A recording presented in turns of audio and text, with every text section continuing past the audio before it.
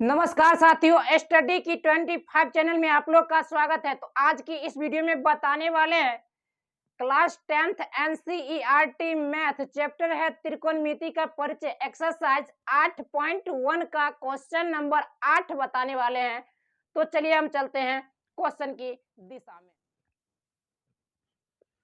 चलिए, कहता है यदि 3 cot a बराबर 4 तो जांच कीजिए कि 1 माइनस 10 स्क्वायर ए बट्टे 1 प्लस 10 स्क्वायर ए बराबर कॉस स्क्वायर ए माइनस साइन स्क्वायर ए है या नहीं। मतलब है या नहीं है, सही है या गलत है, इसे हमें प्रूफ करना है। चलिए सर चलते हैं। तो सबसे पहले दिया गया है, क्या दिया गया है लिखेंगे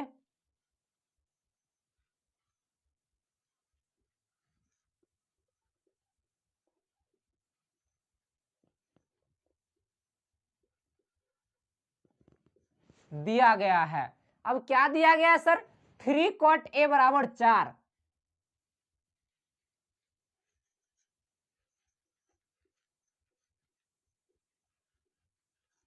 अब 3 cot a बराबर 4 जब दिया गया है तो चलिए हम इसे सॉल्व करते हैं। तो देखिए सर, यहां पे cot a बराबर 4 और ये 3 गुणम है, इधर आकर के 3 भाग में चले आया। तो सबसे पहले अब ये पता करना है कि cot a बराबर यानी cot a बराबर क्या होता है, यानी cot थीटा बराबर क्या फॉर्मूला होता है। तो cot थीटा बराबर होता है आधार बट्टे लंब। तो आधार बट्टे लंब तो हम कैसे पता करेंगे आधार कहाँ है लंब कहाँ है? इसके लिए एक डायग्राम खींचना पड़ेगा, यानी त्रिभुज, यानी ए बी और सी त्रिभुज खींच लिए।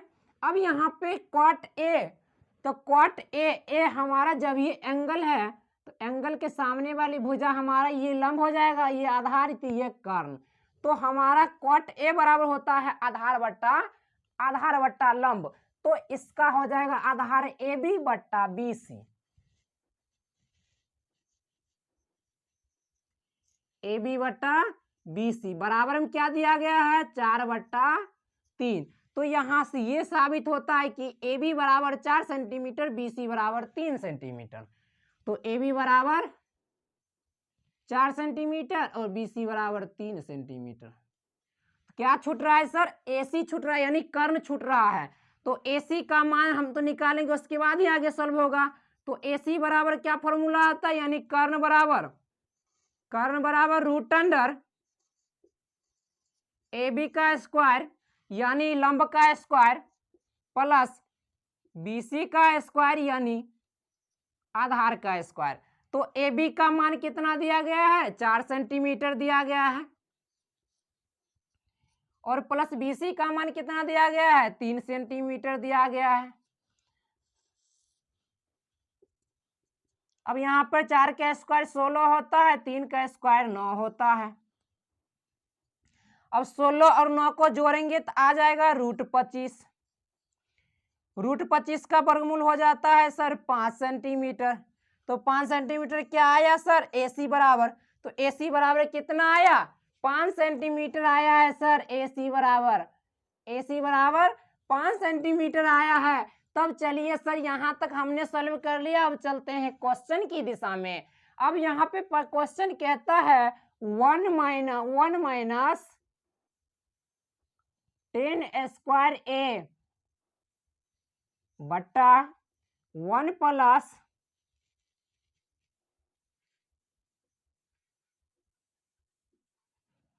10 स्क्वायर ए बराबर क्या होगा?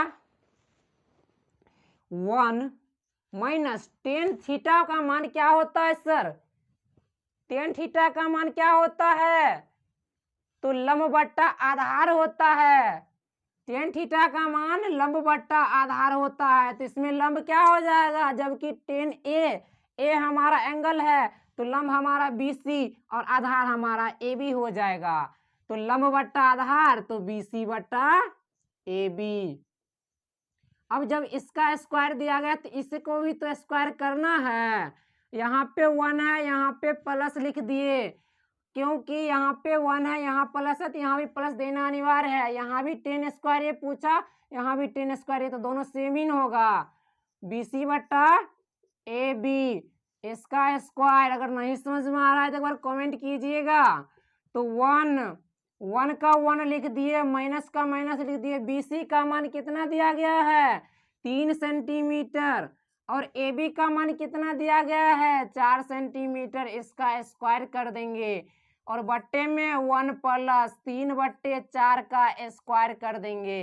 तो यहाँ पे क्या हो जाएगा? 1 माइनस 3 का स्क्वायर 9 और 4 का स्क्वायर 16 बट्टे 1 प्लस 3 का स्क्वायर 9 और 4 का स्क्वायर 16। तो अब यहाँ पे क्या कहता है? एगो का भिन्न का घटा, एगो का भिन्न का जोड़ कहता है। तो चलिए सर इसका भिन्न का घटाव पहले निकाल लेते हैं। 16 और 1 का एलसीएम लेंगे तो 16 हो जाएगा।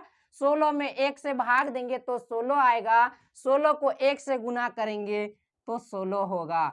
यहाँ पे माइनस 16 में 16 से भाग दिए तो 1 होगा। 1 को 9 से गुना किए तो 9 हो जाएगा।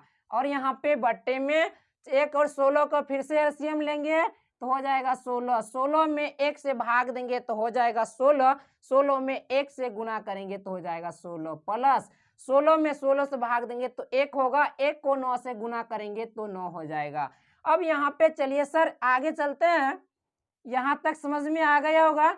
चलिए अब यहाँ पे 4 को बट्टा है, बट्टा में 4 को बट्टा है, काट सकते हैं, बराबर रहेगा। अब 16 में से 9 घटेगा तो क्या बच जाएगा? 7 बचेगा। अब 16 और 9 25 हो जाएगा। तो यहाँ पे क्या हुआ सर? ये हमारा था LHS। LHS को हमने सॉल्व करके 7/25 लाया। अब RHS क्या कहता है? RHS क्या है? cos square A minus sine square A। अब cos A यानी cos थीटा का मान क्या होता है सर?